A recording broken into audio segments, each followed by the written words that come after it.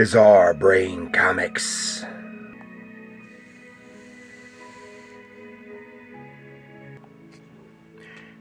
Hello, my comic book friends, and welcome to Bizarre Brain Comics. I'm Gary, your host. This is where I like to take a look at some older comics, talk a little bit about the characters and creators, and examine the stories and the art. And this time, we're going to take a look at Atlas Comics Cougar #1 from 1975.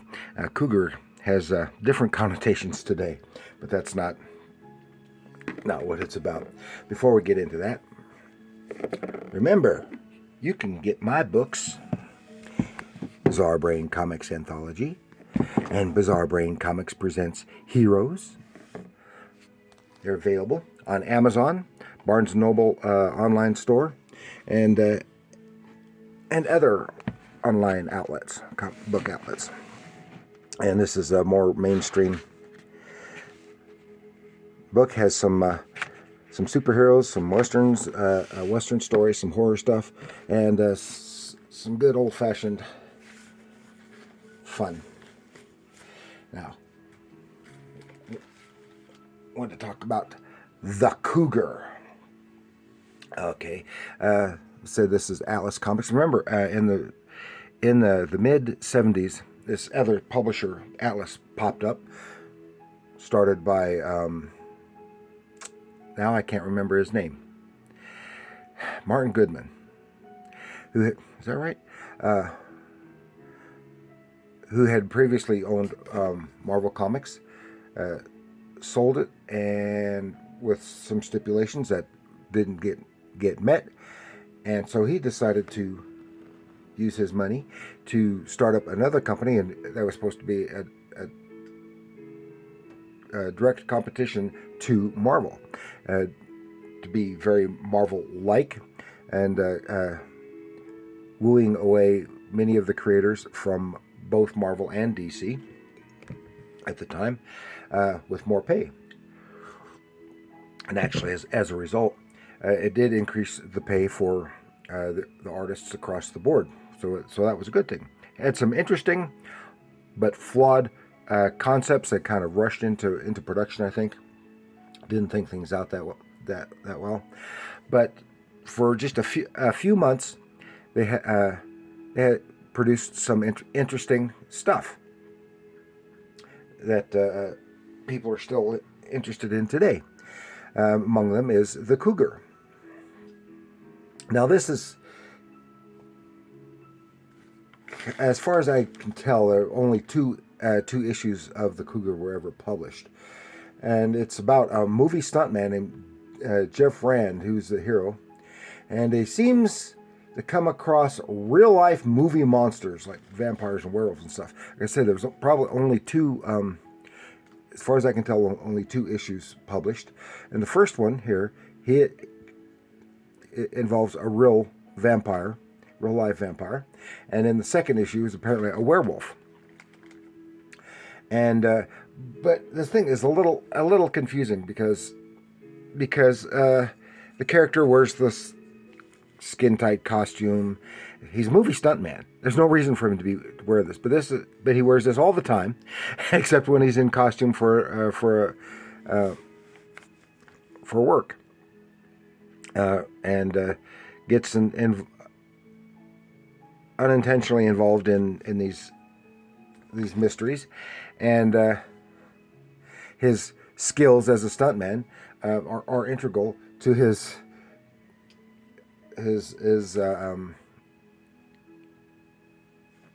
winning out in these. It says, the Cougar, a Hollywood stuntman turned night stalker. Don't miss his first action-packed adventure, Revenge of the Vampire. So this could be also considered actually, it's more of a horror type book than it is a superhero type book. But they've got the main character looking like a superhero, even though he's not a superhero at all. And and it's also, and I think this was largely inspired by the Night Stalker TV series, because they even use that right here. But instead of a journalist, he's a stuntman, so it can have it more action packed.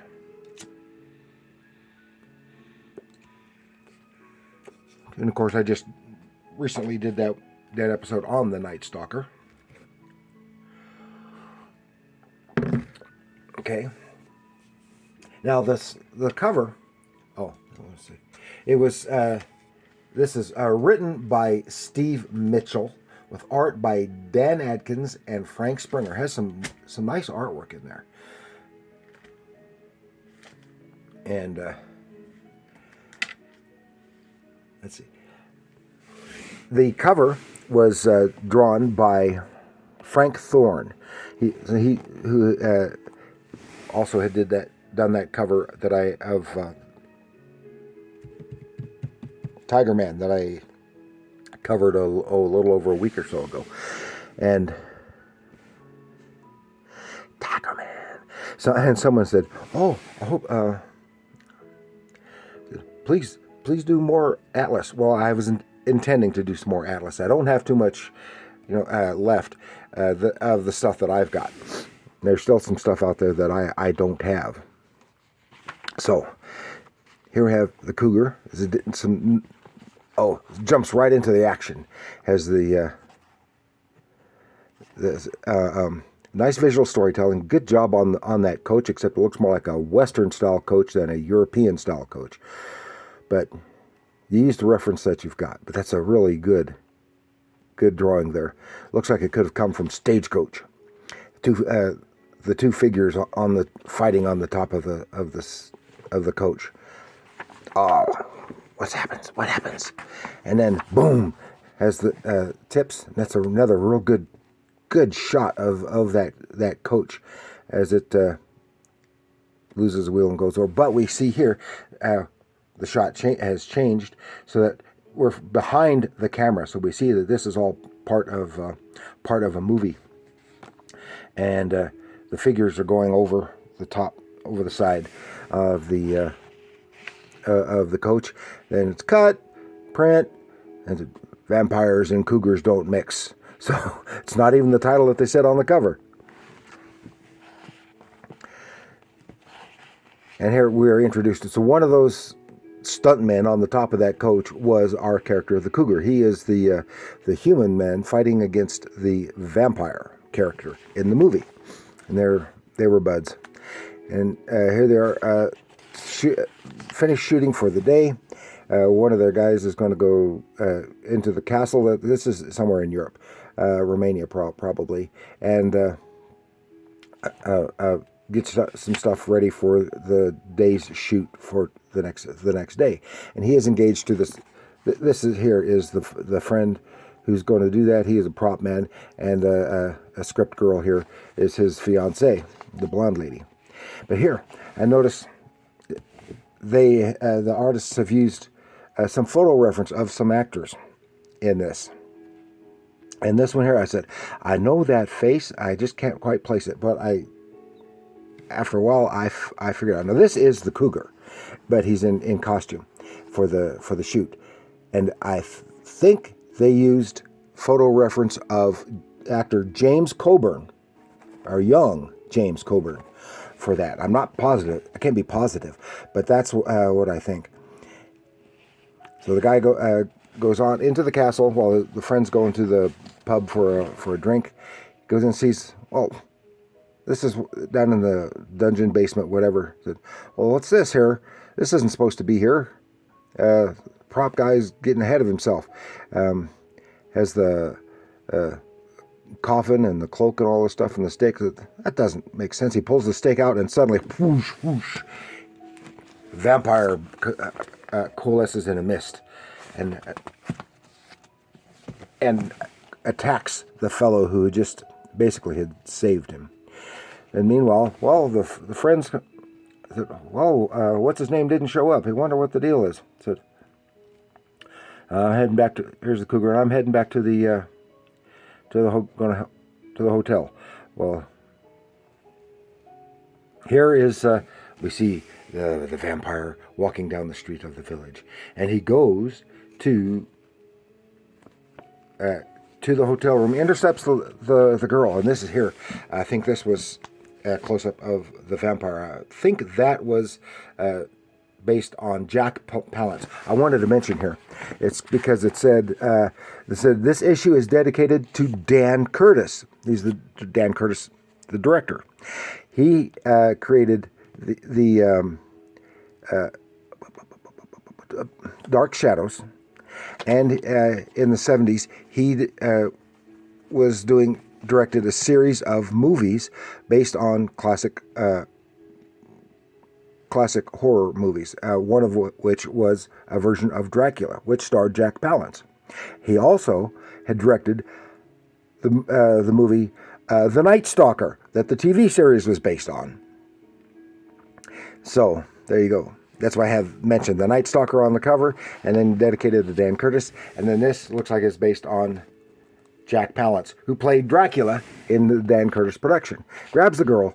The other two friends arrive just in time to stop him. But they get the poo beat out of him. While Cougar stands the best chance, but he's still fighting. A cop shows up and blasts him. Of course, they don't know he's a vampire. Blasts the guy. The bullets go right through him, do not affect him at all, but he takes off. And his buddy is injured, to take him to the hospital. Now, here is another one that is based on a photo. That is Charlton Heston. Yeah, Charlton Heston, Planet of the Apes, the Omega Man.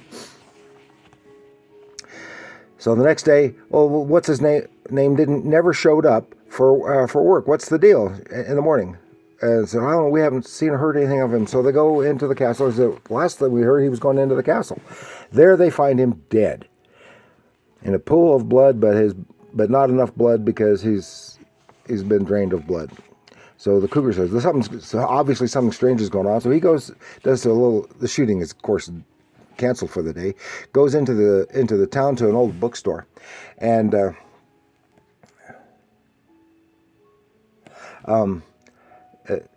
talks to an old gent there for stuff about vampires, and asks questions about the castle and stuff. So, so it was by Count so-and-so, and he was reputed to have been a vampire and stuff like that. Now, this looks like it's based on the actor Wilford Brimley. Just if you're not familiar with him, from Cocoon, he's the guy that looks like a walrus in westerns and all kinds of other old shows. The guy that looks like a walrus. That's Wilford Brimley. And so he gets information, and then he goes to the cops and says, "I know this is goofy, but someone has wanted to make it look like there's a real vampire, and I think the girl is in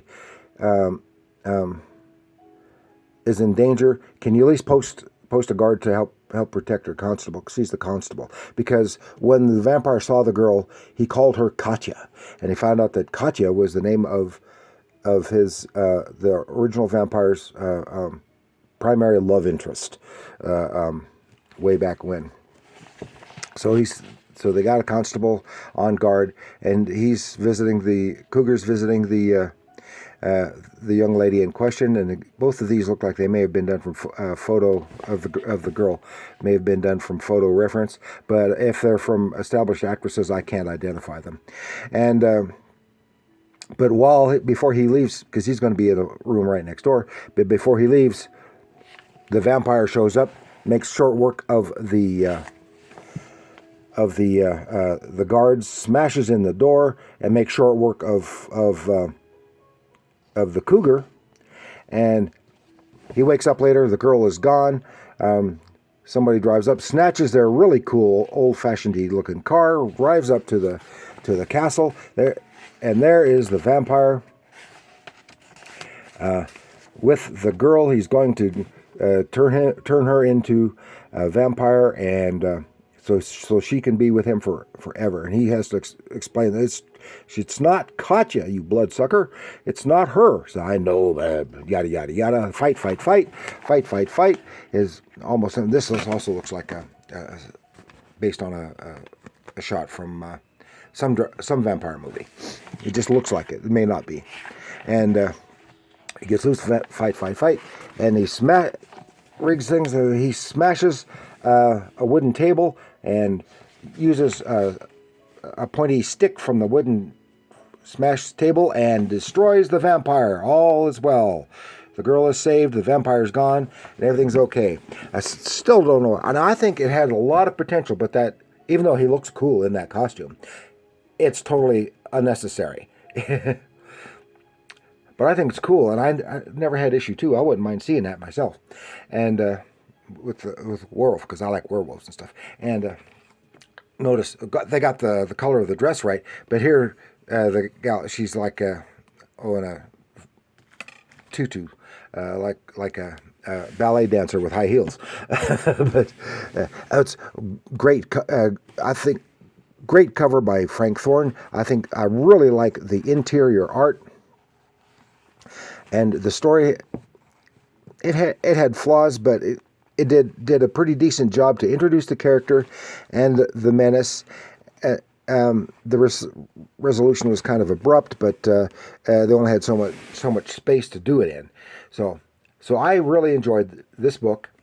Hey, if you can find it in a dollar bin or something, it can be worth your while to pick it up.